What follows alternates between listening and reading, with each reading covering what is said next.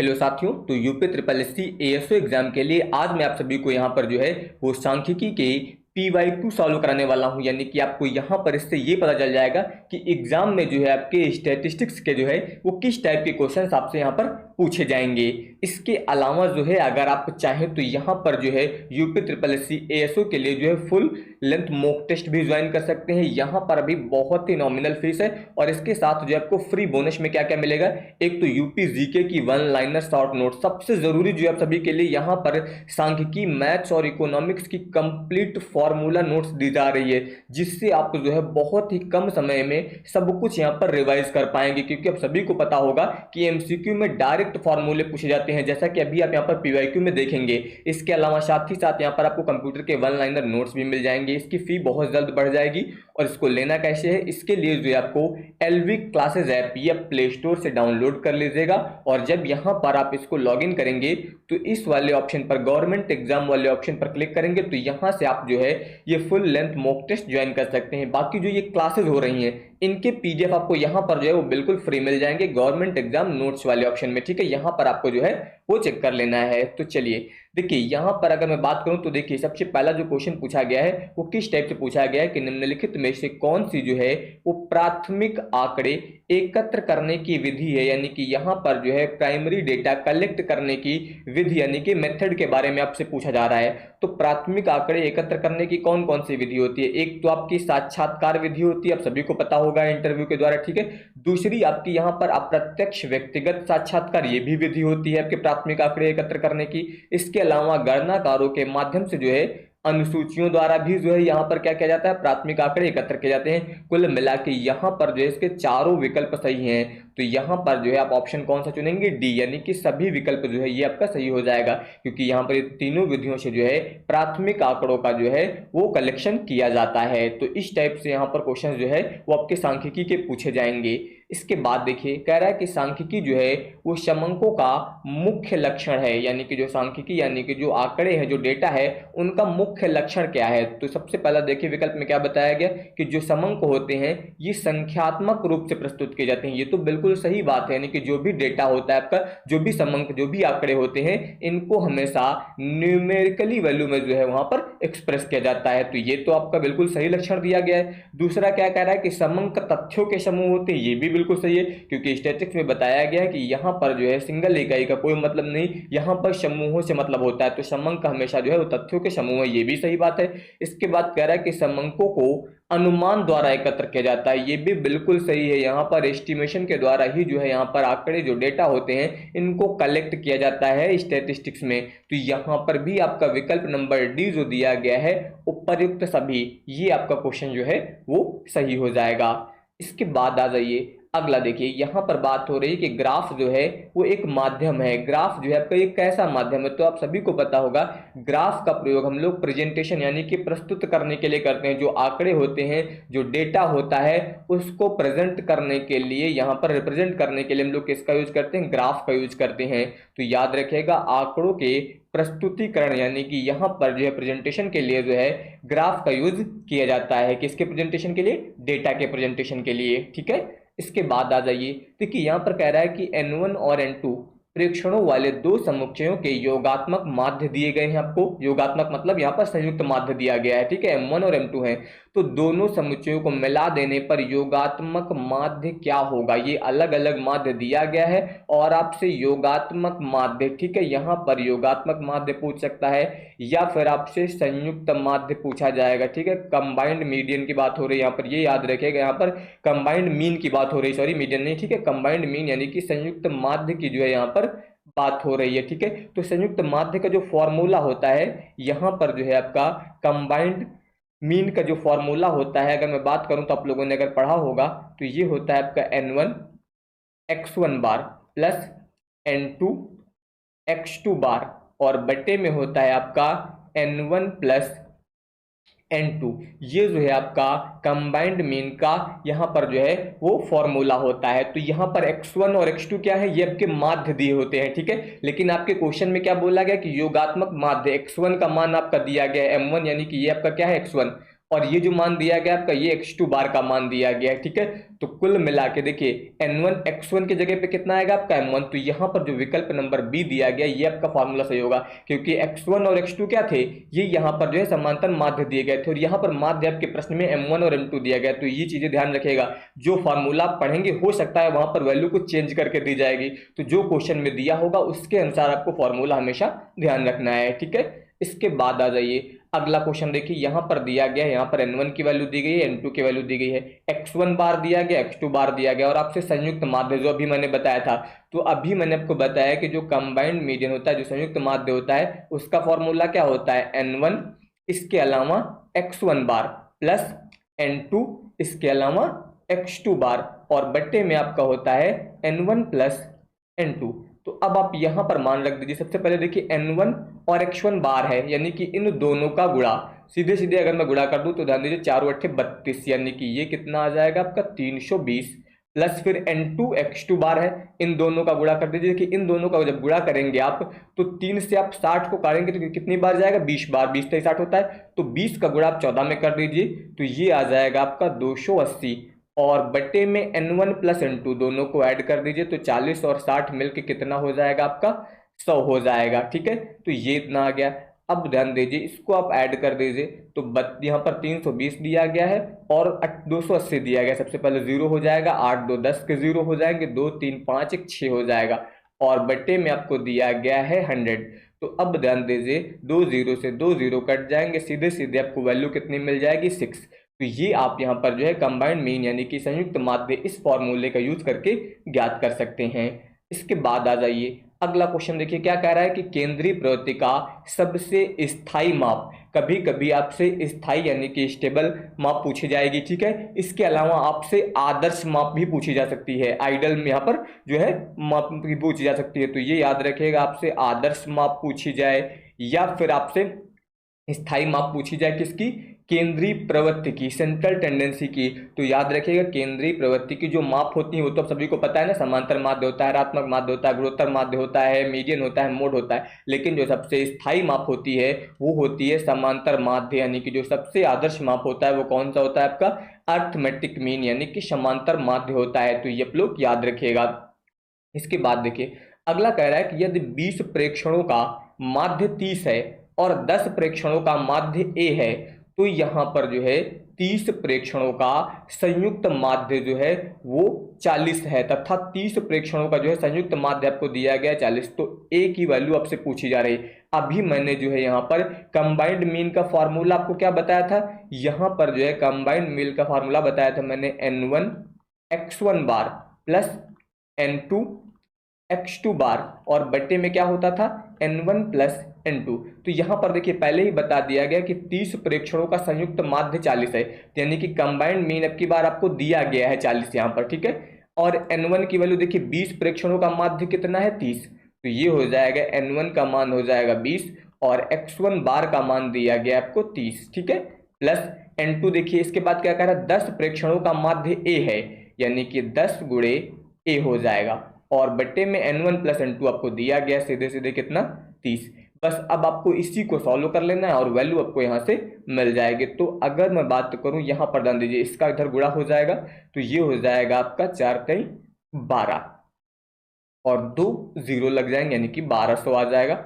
और बराबर में देखिए यहाँ पर आपको दिया गया है 10 ए और प्लस में दिया गया 20 तेईस 60 यानी कि 600।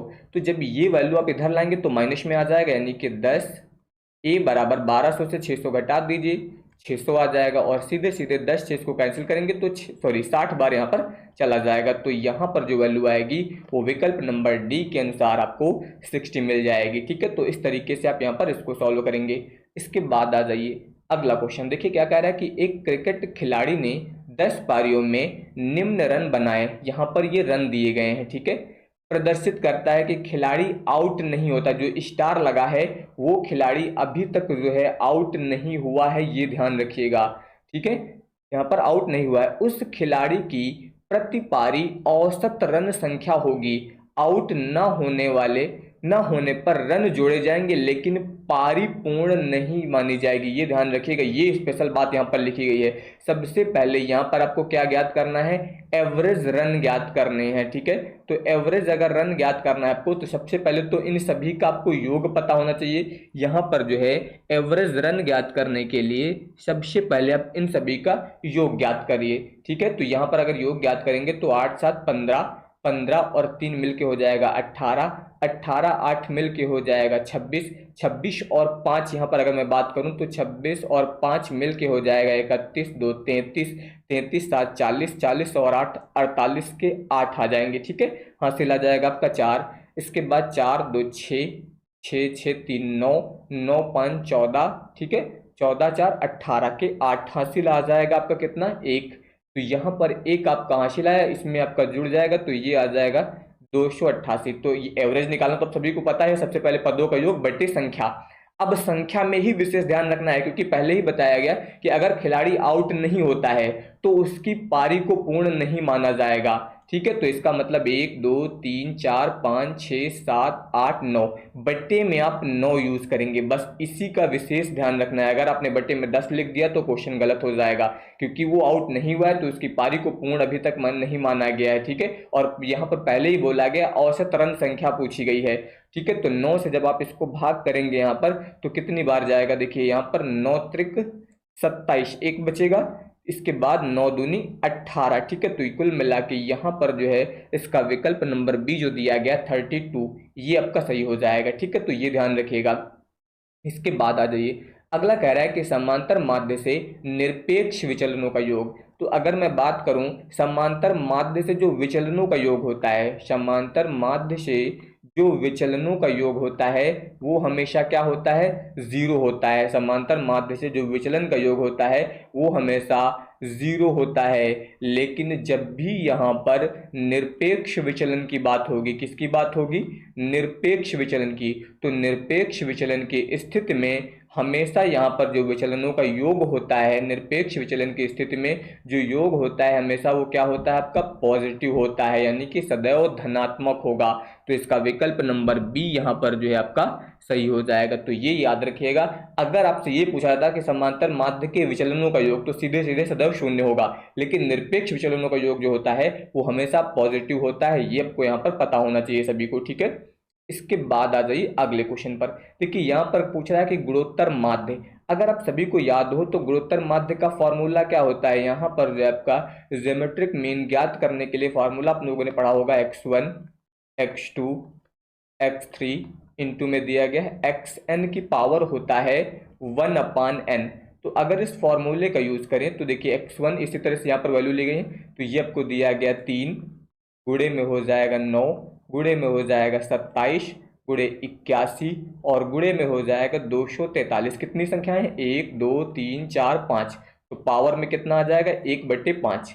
अब इसके बाद देखिए यहाँ पर ये 3 की पावर कितनी मानी जाएगी, 1, 9 दिया गया इसको आप लिख सकते हैं 3 की पावर 2, 27 दिया गया इसको आप लिख सकते हैं 3 की पावर 3, 81 को आप लिख सकते हैं 3 की पावर 4 और 243 को आप लिख सकते हैं 3 की पावर 5 और 1/5, ठीक है। इतना हो जाएगा।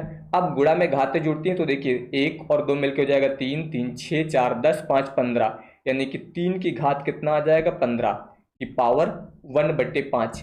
अब अगर आप इस 5 से इसको कैंसिल कर दें तो कितनी बार जाएगा, 3, यानी कि 3 की पावर 3 बराबर कितना हो जाएगा, 3 त्रिक का 9 त्रिक 27। कुल मिला के आपका विकल्प नंबर डी यहाँ पर जो दिया गया है 27, ये सही हो जाएगा। तो इस प्रकार से आप जो है यहाँ पर गुणोत्तर माध्य यानी कि ज्योमेट्रिक मीन जो है वो ज्ञात करेंगे। अब इसके बाद देखिए अगला क्वेश्चन, देखिए यहाँ पर भी आपसे ज्यामितीय माध्य यानी कि गुणोत्तर माध्य की बात हुई है यहाँ पर भी। तो अभी मैंने आपको बताया, तो यहाँ पर जब आप गुणोत्तर माध्य ज्ञात करेंगे तो सबसे पहले देखिए संख्याएं कितनी है आपकी, 1 है, ठीक है। गुणे में हो जाएगा 2, गुणे 4, गुणे 8 और गुणे में हो जाएगा आपका 16। देखिए 3 2 5 संख्या है, तो फिर पावर में कितना आएगा, 1/5। सेम उसी तरह से आप देखिए यहाँ पर 1 दिया गया है, ठीक है। इसके बाद देखिए 2 दिया गया है, 1 गुणे 2 गुणे इस 4 को आप क्या लिख सकते हैं, 2 की घात 2, 8 को क्या लिख सकते हैं, 2 की घात 3 और 16 को क्या लिख सकते हैं, 2 की घात 4 की पावर कितनी हो जाएगी, 1/5 हो जाएगी। ठीक है, तो इस तरीके से आप यहाँ पर इसको लिख सकते हैं। अब इसके बाद देखिए यहाँ पर अगर मैं बात करूँ तो ये आएगा 1 और गुणे में कितना हो जाएगा, 2 की घात कितनी मान सकते हैं, 1, इनको जोड़ दीजिए, 1 2 3 3 6 4 10, तो 2 की घात आ जाएगा 10 और यहाँ पर हो जाएगा 1/5। अब इसमें अगर ध्यान दीजिए 1 का गुणा किसी भी संख्या में करते हैं तो वही संख्या मिलती है, तो 2 की घात 10 की घात 1/5 आ जाएगा। और अगर आप 5 से इसको कैंसिल करें तो 5 दूनी 10, यानी कि 2 की घात 2 का मान कितना हो जाएगा, 4 हो जाएगा। तो विकल्प नंबर बी जो है आपका यहाँ पर सही हो जाएगा। इस तरीके से आप इसको सॉल्व करेंगे।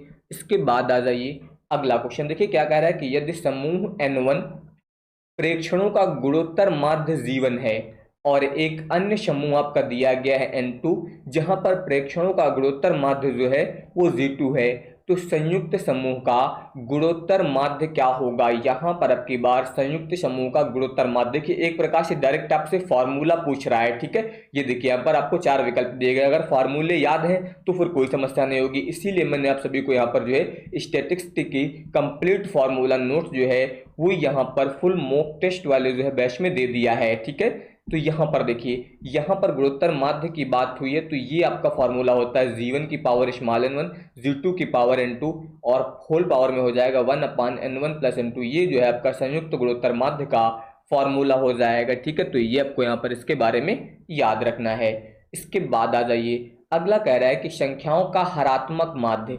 अब अगर याद हो आप सभी को तो जो यहाँ पर हार्मोनिक मीन होता है वो होता है n/1/x। ठीक है, ये फॉर्मूला यूज करते हैं। तो अब यहाँ पर ध्यान दीजिए, वैसे तो यहाँ पर एक संख्या जो दे दी गई है आपकी 0, ये भी याद रखिएगा अगर हरात्मक माध्य ज्ञात करना और किसी भी यहाँ पर एक अवयव का मान 0 है, तो यहाँ पर अगर किसी भी एक अवयव का मान 0 है तो डायरेक्ट आप उसका मान 0 टिक कर सकते हैं। ये याद रखिएगा, अगर एक अवयव 0 है तो उसका हरात्मक माध्य 0 हो जाएगा।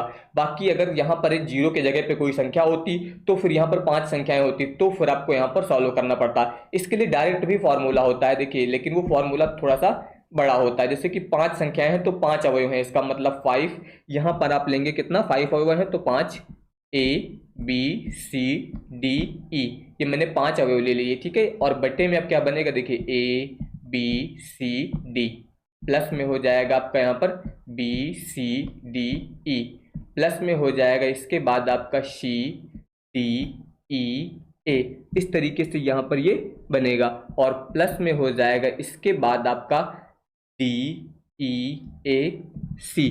ठीक है, इतना हो जाएगा। और इसके अलावा अगर मैं बात करूं तो यहाँ पर जो है इतना बन गया। ठीक है, सॉरी यहाँ पर B लिखना था, D E A B और प्लस में हो जाएगा इसके बाद E A B C।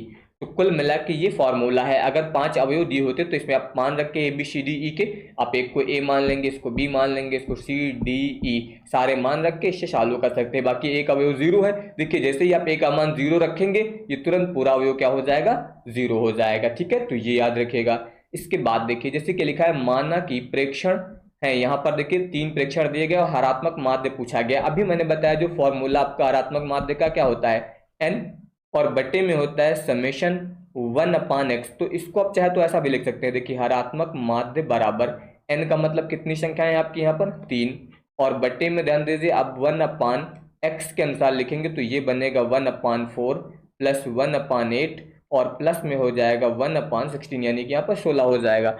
अब आपको यहाँ पर जो है इसको क्या करना है, सॉल्व करना है। ठीक है, अब आपको लाशा मासा तो आना ही चाहिए। ठीक है, नॉर्मल संख्याओं के लिए, तभी आप इस तरह के क्वेश्चन जो है वो सॉल्व कर पाएंगे, ये याद रखिएगा। ठीक है, तो यहाँ पर जो है अब अगर मैं बात करूँ तो हरात्मक माध्य बराबर 3 हो जाएगा, ये आपको दिया गया। ठीक है, और बट्टे में ध्यान दीजिए इन सभी का जो लाशा आएगा आप ले लीजिए 16। अब अगर 4 से डिवाइड करेंगे तो 4 चौक 16, यहाँ पर सीधे सीधे 4 आ जाएगा। 8 से करेंगे तो 8 दूनी 16, सीधे सीधे 2 आ जाएगा। 16 एकम 16 यानी कि ये 1 आ जाएगा। तो कुल मिला के 16 प्लेट के ऊपर जाएगा तो देखिए 3 × 16 और बट्टे में हो जाएगा 4 2 6 7।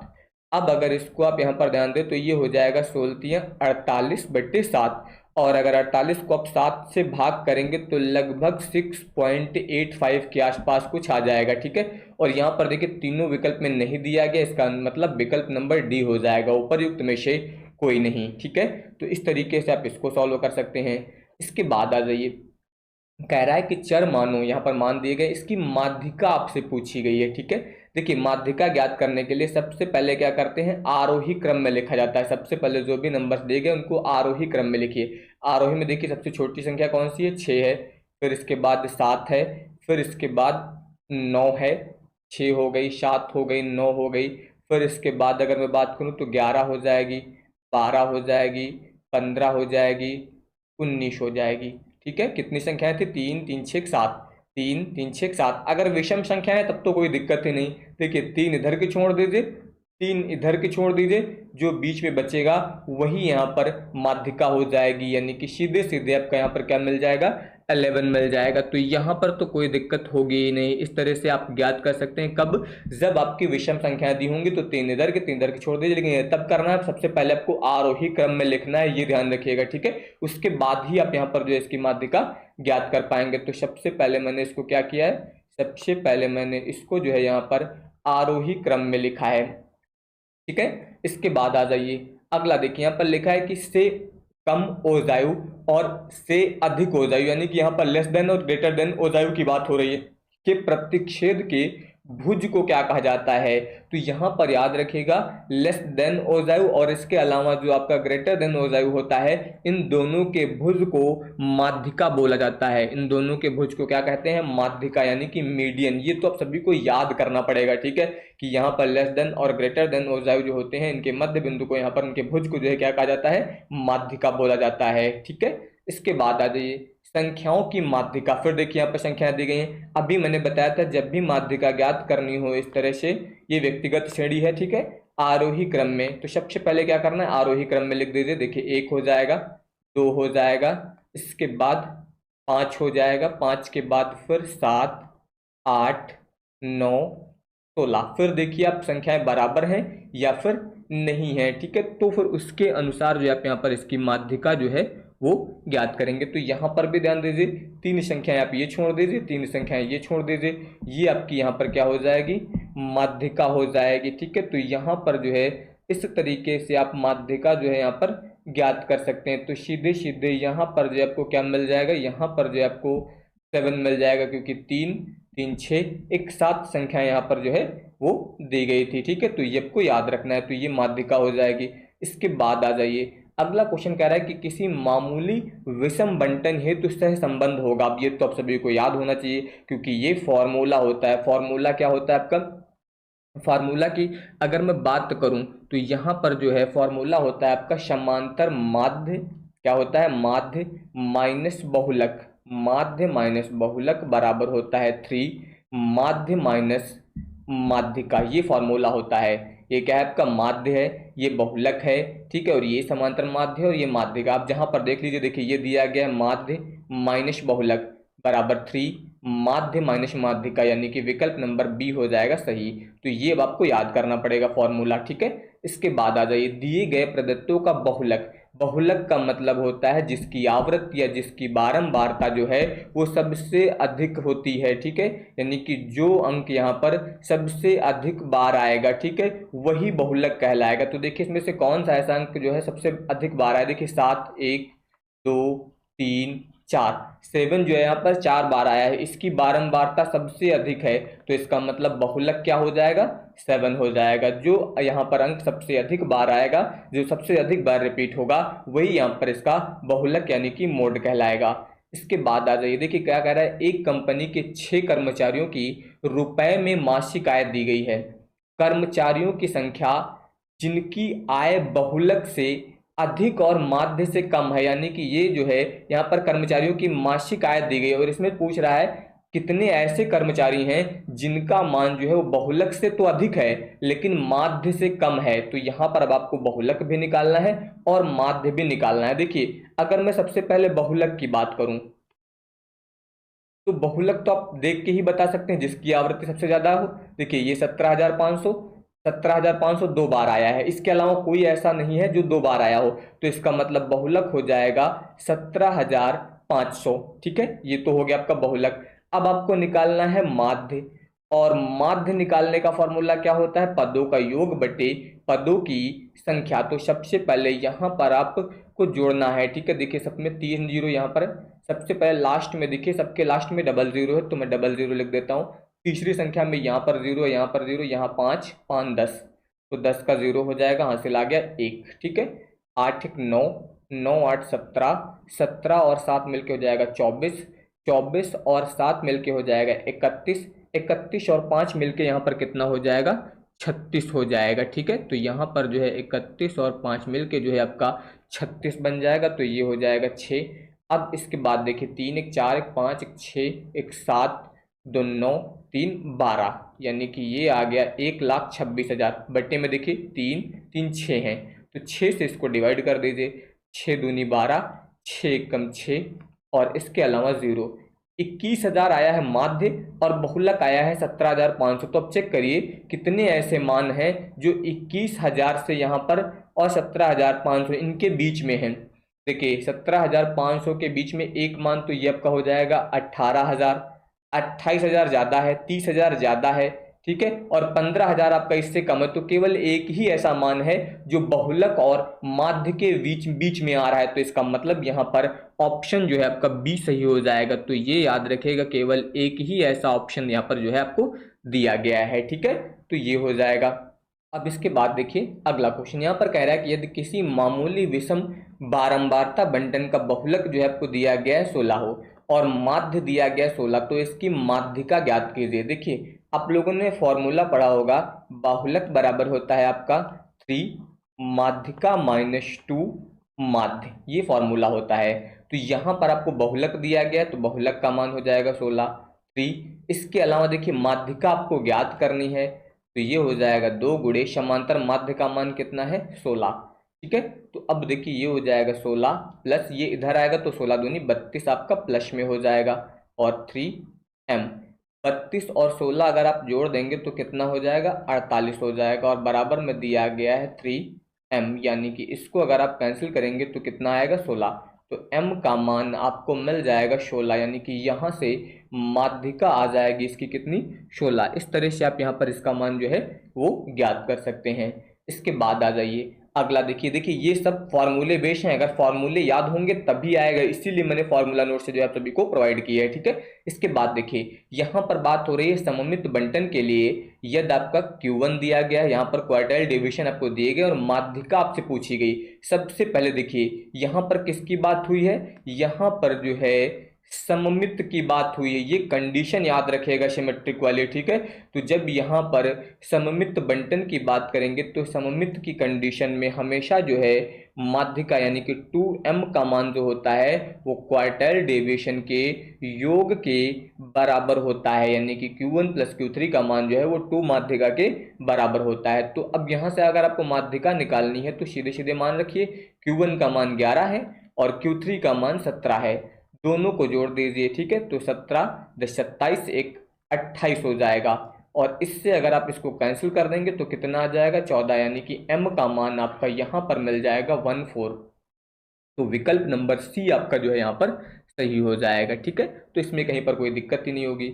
इसके बाद आ जाइए अगला कह रहा है कि निम्नलिखित में से कौन सा जो है वो केंद्रीय प्रवृत्ति का मापांक है। तो केंद्रीय प्रवृत्ति के मापांक की बात की जाए तो कौन कौन से होते हैं, अर्थमेटिक मीन होता है, ज्योमेट्रिक मीन होता है, हार्मोनिक मीन होता है, ठीक है। इसके अलावा माध्यिका होती है, बहुलक होता है, ठीक है। ये आपके मैथमेटिकल मीन होते हैं, ये आपके पोजिशनल मीन होते हैं। तो केंद्रीय प्रवृत्ति का माप देखिए इसमें कौन सा है, केंद्रीय प्रवृत्ति की माप यहाँ पर क्या हो जाएगी माध्यिका हो जाएगी। तो विकल्प नंबर डी आपका सही हो जाएगा। अब इसके बाद देखिए यहाँ पर बात हुई है फिशर के आदर्श सूचकांक की। तो अगर मैं फिशर के सूचकांक की बात करूं तो जो फिशर का आदर्श सूचकांक होता है ये आपका लेशपेयर के आदर्श सूचकांक और इसके अलावा जो है पाश्चे के आदर्श सूचकांक का गुणोत्तर माध्य होता है। क्या होता है, लेशपेयर और इसके अलावा पाश्चे का जो यहाँ पर क्या होता है आपका सूचकांक, इन दोनों का गुणोत्तर माध्य होता है। तो गुणोत्तर माध्य होगा, इसका मतलब यहाँ पर अंडर रूट लग जाएगा। तो देखिए लेशपेयर का फॉर्मूला जो होता है अगर वो आप यहाँ पर ध्यान दें तो ये आपका दिया गया है P1 Q0 P0 Q0, ये लेशपेयर के लिए हो जाएगा, ये हो जाएगा यहाँ पर दिया गया है और इनटू में हो जाएगा आपका 100। तो यहाँ पर जो है आपका विकल्प नंबर बी जो है आपका सही हो जाएगा। तो मैंने क्या बताया कि जो फिशर का आदर्श सूचकांक होता है ये लेशपेयर और पाश्चे का गुणोत्तर माध्य होता है। ठीक है, तो ये आपको याद रखना है। तो विकल्प नंबर बी आपका यहाँ पर जो है इसमें सही हो जाएगा। इस तरीके से आप यहाँ पर जो है इसको वो ज्ञात कर सकते हैं। ठीक है, इसके बाद आ जाइए अगला क्वेश्चन। देखिए कह रहा है किसी बंटन के लिए आपको माध्य दिया गया है यहाँ पर, यानी कि एक्स बार की वैल्यू दी गई है। प्रसरण आपको दिया गया है यहाँ पर। ठीक है, प्रसरण यानी कि सिग्मा स्क्वायर का मान दिया गया है। ठीक है, आपको ये जो प्रसरण दिया गया है वो किस चीज का मान दिया गया है, यहाँ पर प्रसरण जो दिया गया है वेरिएंस, यानी कि आपको सिग्मा स्क्वायर की वैल्यू जो है यहाँ पर दी गई है। ठीक है, इसके अलावा ध्यान दीजिए यहाँ पर कह रहा है कि गामा 1 का मान +1 है, बीटा 2 का मान 4 है, तो माध्य के प्रथम 4 आघूर्ण कौन से होंगे। तो यहाँ पर जो है आपसे माध्य के 4 आघूर्ण पूछा। देखिए चारों ज्ञात करने की जरूरत नहीं है, आप एक दो ज्ञात करिए, अगर विकल्प में मैच हो रहे हैं तो बहुत अच्छी बात है। हमेशा याद रखिएगा, आप सभी लोगों ने पढ़ा होगा समेशन d बराबर 0, जो यहाँ पर विचलन होता है। यहाँ पर अगर मैं बात करूं तो यहाँ पर जो है माध्य से जो विचलन आपका प्राप्त होता है, माध्य से प्राप्त विचलनों का बीजगणितीय योग क्या होता है, हमेशा 0 होता है। इसलिए यहाँ पर जो है जो पहला आघूर्ण होगा जिसको हम लोग μ1 से लिखते हैं वो 0 हो जाएगा। क्यों? क्योंकि यहाँ पर जो है विचलनों से प्राप्त माध्य जो होता है वो 0 होता है, और अगर माध्य 0 होगा तो यहाँ पर जो है पहला आघूर्ण भी आपका क्या हो जाएगा, 0 हो जाएगा। तो ये कंडीशन याद रखिएगा। तो ये पहला वाला आपको मिल गया 0। अब देखिए 0 यहाँ पर भी है, 0 यहाँ पर भी है, तो अभी तो डाउट है। तो अब दूसरा वाला चेक कर लीजिए। दूसरा निकालने के लिए फॉर्मूला होता है, दूसरा निकालने के लिए ध्यान दीजिए μ2 बराबर होता है यहाँ पर सिग्मा स्क्वायर, यानी कि यहाँ पर जो है सिग्मा स्क्वायर फॉर्मूला होता है। सिग्मा स्क्वायर का डायरेक्ट आपको मान दिया गया 16। बस अब आपको पूरे निकालने की जरूरत ही नहीं, सीधे सीधे आपको पता चल गया कि विकल्प नंबर सी आपका यहाँ पर जो है वो सही है। मान लीजिए आपके दोनों मैच हो जाते तो कोई एक और निकाल के आप चेक कर लेते। जैसे आपको मान लो चौथा चेक करना है, तो चौथा निकालने के लिए आप सभी लोगों ने एक फॉर्मूला पढ़ा होगा बीटा 2 बराबर, देखिए फॉर्मूला क्या होता है आपका, बीटा 2 बराबर जो है आपका होता है μ4 और बट्टे में होता है आपका μ2 स्क्वायर।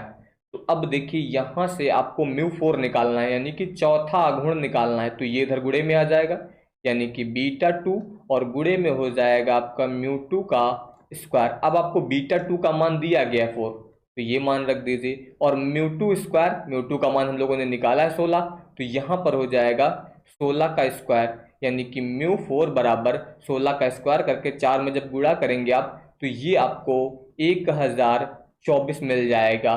तो इस प्रकार से आप चौथा आघूर्ण यहाँ पर जो है वो निकाल लेंगे। ठीक है, तो कुल मिला के इस प्रकार से चारों आघूर्ण आप अलग अलग चाहे तो ज्ञात करिए, और नहीं तो एक दो निकाल लीजिए जिसमें डिफरेंस मिल जाए वही वाला सीधे टिक कर देना है, वहां पर आपको बहुत ज्यादा टाइम वेस्ट नहीं करना है। ठीक है, तो इसका विकल्प नंबर सी हो जाएगा। हम लोगों ने दो ऐसे मान चेक कर लिए जो यहाँ पर नहीं थे, दोनों आपके अलग अलग दिए गए थे। ठीक है, तो ये आपका यहाँ पर माना जाएगा। इसके बाद आ जाइए अगले क्वेश्चन पे।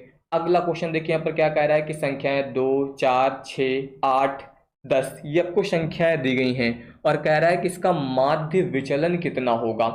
आपसे माध्य विचलन पूछ रहा है। संख्याएं दी गई हैं 2, 4, 6, 8, 10। ठीक, तो सबसे पहले अगर आप ध्यान दें तो सबसे पहले आपको इसका निकालना पड़ेगा समांतर माध्य। 4 2 6, 6 12, 8 20, 10 30। ठीक है, तो ये हो जाएगा 30। तो सबसे पहले आप यहाँ पर क्या निकालेंगे वैल्यू, x बार की, यानी कि समांतर माध्य। तो पदों का योग आपने कर लिया 30, पद कितने हैं 3 2 5, तो 5 से अगर इसको भाग करेंगे तो 6 मिल जाएगा। अब x बार आ गया। अब विचलन क्या होता है आपका, x माइनस x बार, ये तो आप सभी लोगों ने पढ़ाई है। ठीक है, विचलन जो होता है वो आपका यहाँ पर इस तरीके से आप इसको ज्ञात कर सकते हैं कि इसका मान विचलन का मान। अब जब विचलन आप ज्ञात करेंगे तो देखिए x की वैल्यू जैसे 2 है और यहाँ पर 6 है, तो 2 माइनस अगर 6 करेंगे तो कितना आ जाएगा, 4 आ जाएगा। देखिए ये परिमाण लगा इसलिए मान आपके पॉजिटिव ही आएंगे। ठीक है, उसके बाद 4 माइनस 6 करेंगे तो 2 आएगा। सारे मान माइनस में आएंगे लेकिन इस परिमाण के कारण क्या हो जाएंगे, प्लस हो जाएंगे। 6 से 6 घटाएंगे तो 0 हो जाएगा, 8 से 6 घटाएंगे तो 2 हो जाएगा, और 10 से 6 घटाएंगे तो क्या हो जाएगा, 4 हो जाएगा। ठीक है, तो इस प्रकार से यहाँ पर ये सारे मान जो है आप ज्ञात कर सकते हैं। अब अगर आप इसको जोड़े तो 4 2 6, 6 2 8, 4 12। तो अब कुल मिला के आपको ज्ञात करना है माध्य विचलन, यानी कि मीन डेविएशन की यहाँ पर बात हो रही है, तो फॉर्मूला हो जाएगा समेशन एक्स माइनस एक्स बार और बट्टे में हो जाएगा एन।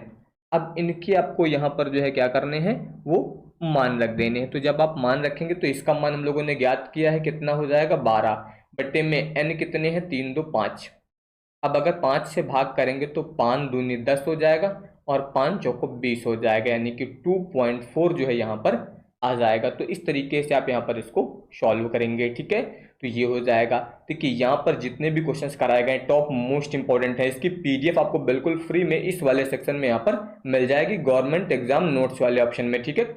और इसके अलावा जो भी स्टूडेंट यहाँ पर फुल मॉक टेस्ट लेना चाहें वो यहाँ पर इसी ऐप में जाकर जो है चाहे तो इस इमेज पर क्लिक कर दीजिएगा या इस वाले ऑप्शन से आकर जो है ज्वाइन कर सकते हैं। अभी इसकी फी बहुत ही नॉमिनल है और इसके साथ जो है आपको यहाँ पर कंप्लीट फार्मूला नोट्स मिल जाएगी, जिसमें आपके स्टैटिस्टिक्स के, मैथ के, इकोनॉमिक्स के सारे फार्मूले जो आपके सिलेबस में दिए गए हैं वो आपके मिल जाएंगे, ठीक है। इसके अलावा यूपीएससी के कंप्यूटर की शॉर्ट नोट्स भी मिल जाएगी।